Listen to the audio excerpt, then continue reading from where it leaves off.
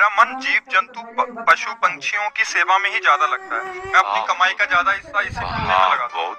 बहुत अच्छा है। अहंकार रहित होकर सेवा की जाए तो भगवान की ही प्राप्ति हो जाती है, क्योंकि हर पक्षी पशु के रूप में भगवान है। नामदेव जी महाराज कुत्ते में भगवान को देखो प्रकट किया ना भगवान। एक बार श्री एकनाथ जी महाराज गंगोत्री से गंगा जल लेकर बहुत से भक्तों के साथ रामेश्वर चढ़ाने जाते थे। प्राय भक्त लोग ऐसा करते हैं कि गंगोत्री से गंगा जल लेकर रामेश्वर में चढ़ाते हैं कांवर में लेके। ऐसे ही वो जा रहे थे। जब रामेश्वर जी के पास पहुंचने वाले थे तो देखा एक गधा प्यास से तड़प रहा है, मतलब ऐसा दिखाई दे रहा है। तो उन्होंने विचार किया कि रामेश्वर जी में तो सब जल चढ़ाते हैं और ये प्यासा इसे कोई पिलाएगा नहीं। गंगोत्री से लाए थे रामेश्वर जी के लिए, नजदीक गए और गोद में गधे का सर लिया और हर हर महादेव करके पूरी गंगा जली जी हुई गंगा जली पिया। तो और जो साथी थे सब हंसने लगे, यार मतलब इतनी मेहनत करके वहां से लाए और पास ही आ चुके थे रामेश्वर के, वहां नहीं चढ़ा, एक गधे को पिला दिया। वो तो रामेश्वर जी गए और वहां रामेश्वर आ गए।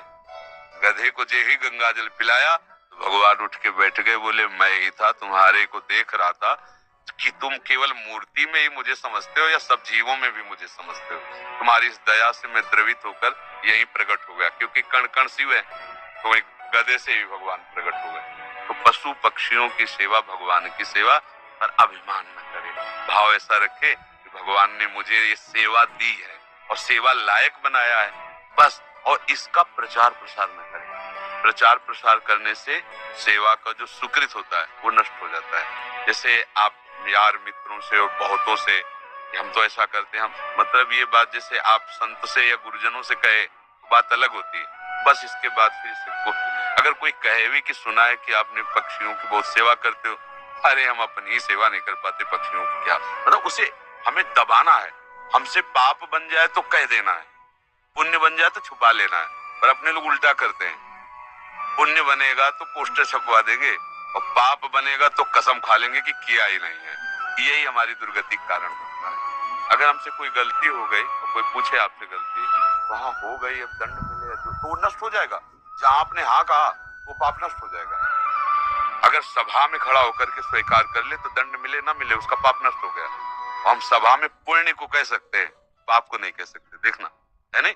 तो अपने इस पुण्य को छुपाओ और पशु पक्षी में भगवत भावना करो। जब उनको दाना डाल रहे हो या फल जो भी जैसे पशु पक्षी हो तो भाव करो, हे भगवान आप इन सब रूपों, और बढ़िया पुण्य बन जाएगा और बड़ा लाभ मिल जाएगा। हे भगवान आप इन रूपों में आके सेवा स्वीकार, नाथ हम पे प्रसन्न रहो कि हम सदैव आपकी सेवा करते हैं। भक्ति हो गई, इसी से भक्ति हो गई। सब में भगवान के दर्शन की भावना बनने लगेगी, ठीक है। पर कभी गलत धन कमा के सेवा की भावना मत रखना।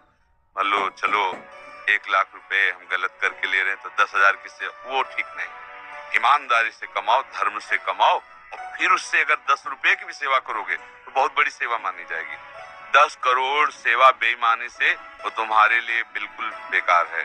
और 10 रुपए गरीब की एक रोटी जितना पुण्य देगी ना, राजा का उतना पूरा धन का खजाना नहीं, क्योंकि वो मेहनत से करके और 4 रोटी में 3 में परिवार चलाया, अपने हिस्से की दे दिया दूसरे को, बहुत बड़ा दान हो गया। तो दान का ये भी स्वरूप समझना है कि गंदे आचरणों द्वारा, बेईमानी द्वारा नहीं, धर्म से कमा करके।